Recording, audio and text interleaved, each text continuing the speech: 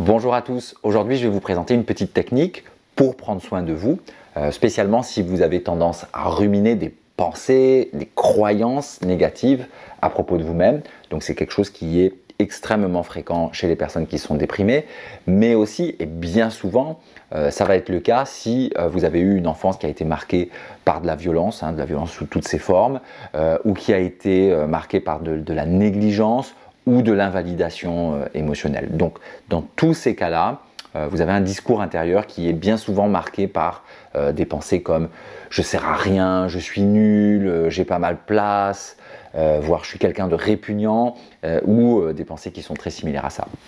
Donc, je vais vous proposer un petit exercice que j'ai appris très récemment en formation d'une psychiatre espagnole qui s'appelle Annabel González et qui me paraît très intéressant. Alors, je vous explique ça tout de suite.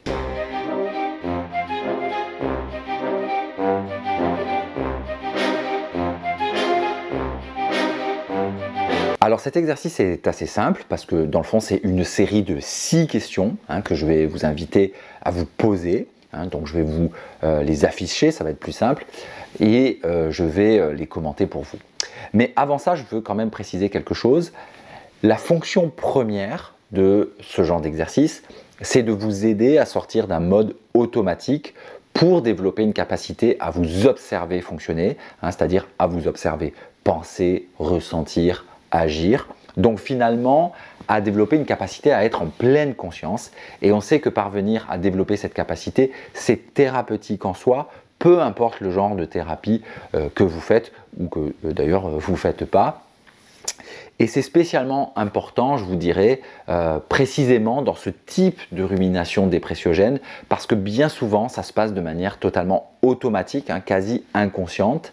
C'est-à-dire que vous êtes en train de vous accabler, de vous blâmer, sans vraiment réaliser que vous êtes en train de le faire. Donc le but premier de cet exercice, c'est vraiment de sortir de l'espèce de transe, de ce discours critique intérieur. Donc pour faire ça, cet exercice demande et même exige de vous arrêter, de vous poser et de le faire en étant impliqué pleinement. Si vous le faites de manière détachée ou si vous le faites de manière automatique, vous n'obtiendrez absolument aucun bénéfice. Alors il faut le faire vraiment en conscience. Donc on va passer en revue les questions maintenant. Donc première question, très simple, qu'est-ce que je me dis à moi-même?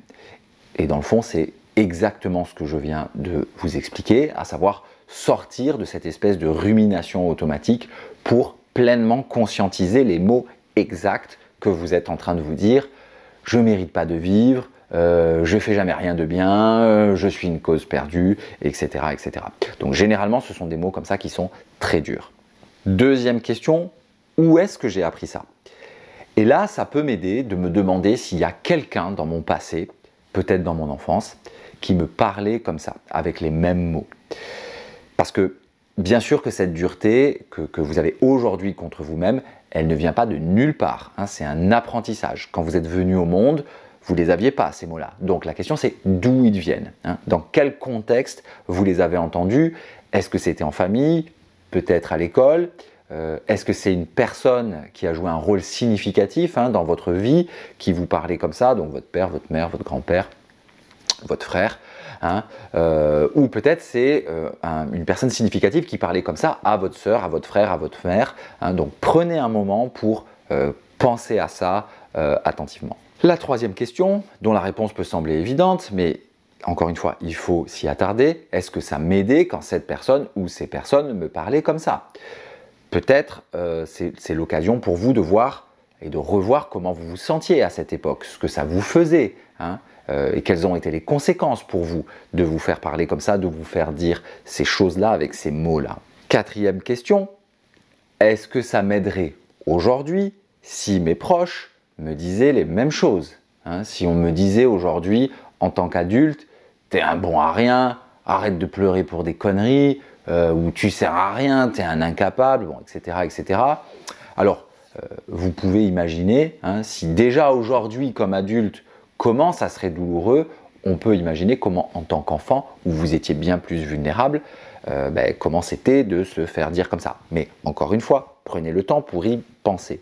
Cinquième question, est-ce que je dirais ces choses-là à quelqu'un qui compte vraiment pour moi aujourd'hui? Donc si vous avez des enfants par exemple, ou même un animal de compagnie que vous aimez beaucoup, est-ce que vous traiteriez l'un ou l'autre comme ça, hein, avec ces mêmes mots que vous utilisez contre vous-même? Encore une fois, je vais le répéter à chaque fois, prenez le temps de vraiment vous poser et d'y réfléchir. Ne faites pas l'exercice de manière automatique, même si vous connaissez la réponse, sinon ça perd tout son sens. Et enfin, sixième et dernière question, qu'est-ce qui serait utile de me dire à moi-même, hein? Et je peux, si c'est difficile, m'appuyer sur la personne à qui j'ai pensé à la question précédente et me dire qu'est-ce que je lui dirais à cette personne que j'aime fondamentalement. De là, ça va m'aider à créer des nouvelles pensées beaucoup plus douces, beaucoup plus empathiques, beaucoup plus aidantes, que je vais prendre en note et que je vais essayer de me rappeler et de me répéter. Alors bien sûr, c'est illusoire de penser que je vais toujours y arriver, bien sûr que non, hein, mais je peux, et même en réalité je dois absolument répéter cet exercice. C'est pas du tout un exercice comme souvent d'ailleurs qu'on va faire qu'une seule fois, hein. Je veux dire, si vous avez mis 20, 30, 40 ou 50 ans à vous parler comme ça, vous allez avoir besoin de plus de temps qu'une seule fois pour modifier ce discours interne sur la longueur.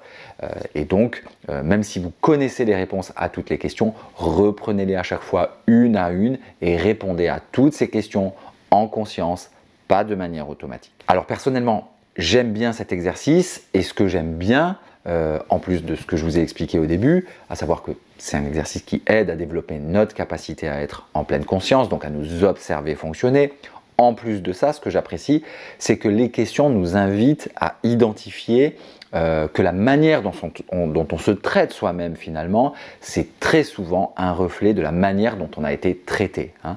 Autrement dit, c'est un symptôme de notre histoire, de notre passé. Et je crois que le simple fait de réaliser que tous ces mots que vous employez contre vous-même ne sont au fond pas les vôtres, hein, mais sont des choses que très injustement on vous a dites, eh bien, je pense que rien que ça, c'est une réalisation importante et que ça peut vous aider à décrédibiliser ces croyances. Très souvent, vous savez, hein, on croit des choses, donc on a des croyances, hein, y compris à propos de nous-mêmes, et on croit ce qu'on croit, hein, à propos de soi-même parce que ça s'impose à nous.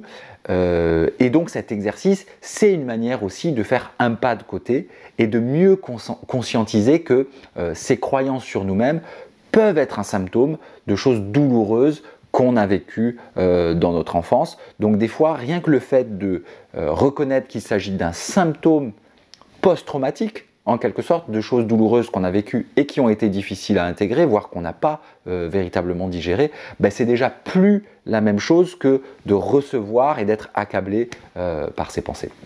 Voilà, j'espère que vous avez apprécié ce petit exercice. Peut-être que je vais vous mettre les 6 questions dans la partie texte en dessous de la vidéo, ça va être un petit peu plus simple. Si vous avez aimé cette vidéo, pensez à mettre un petit like, abonnez-vous à la chaîne, n'hésitez pas à partager la vidéo et je vous retrouve très bientôt. Bye bye.